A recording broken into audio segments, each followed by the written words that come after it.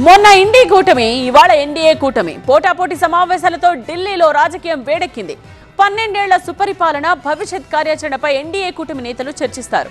అలాగే కేంద్ర కేబినెట్ పునర్వ్యవస్థీకరణ అంశంపై కూడా ఈ సమావేశంలో చర్చించే అవకాశం ఉంది. ఇండి కూటమికి కౌంటర్ గా ఎన్డీఏ కూటమి తీసుకునే నిర్ణయాలపై ఇప్పుడు ఉత్కంఠ నెలకొంది.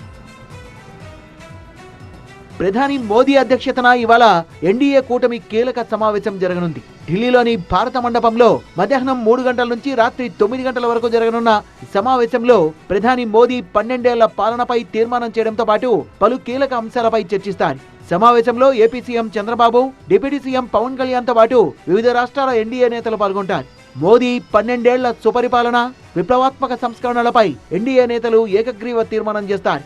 22 రాష్ట్రాల ఎన్డీఏ కూటమి నేతలు ప్రధాని మోదీని సన్మానిస్తారు. ప్రభుత్వ విజయాలు, భవిష్యత్ ప్రాధాన్యతలు, రాబోయే రోజుల్లో కూటమి అనుసరించాల్సిన కార్యాచరణ ప్రణాళికపై చర్చలు జరగనున్నాయి. కేంద్ర ప్రభుత్వ అభివృద్ధి కార్యక్రమాలు, సంక్షేమ పథకాల అమలు, రాష్ట్రాలతో సమన్వయం వంటి అంశాలపైన నేతలు చర్చిస్తారు. ఎన్డీఏ కూటమి సమావేశంలో కేంద్ర మంత్రివర్గ పునర్వ్యవస్థీకరణ అంశం కూడా ప్రస్తావనకు వచ్చే అవకాశం ఉంది. భవిష్యత్ రాజకీయ వ్యూహాలు, ఎన్డీఏ భాగస్వామ్య పార్టీల పాత్ర, రాష్ట్రాల అభివృద్ధి ప్రణాళికలపై కూడా చర్చిస్తారు. ఆంధ్రప్రదేశ్ కు సంబంధించిన కీలక అంశాలు, రాష్ట్ర అభివృద్ధి ప్రాజెక్టులు, కేంద్ర సహాయ నిధులు, పెండింగ్ లో ఉన్న విభజన హామీలపై కేంద్ర నాయకత్వంతో సీఎం చంద్రబాబు చర్చించే అవకాశం ఉందని తెలుస్తోంది. మొన్న ఢిల్లీలో జరిగిన ఇండి కూటమి సమావేశంలో కూడా కీలక నిర్ణయాలు తీసుకున్నారు. 5 అంశాలపై ఏకాభిప్రాయం కుదరగా ప్రతి 2 నెలలకు ఒకసారి సమావేశం కావాలని నిర్ణయించారు. తదుపరి సమావేశం ఆగస్టు 8న హైదరాబాద్ లో జరగనుంది.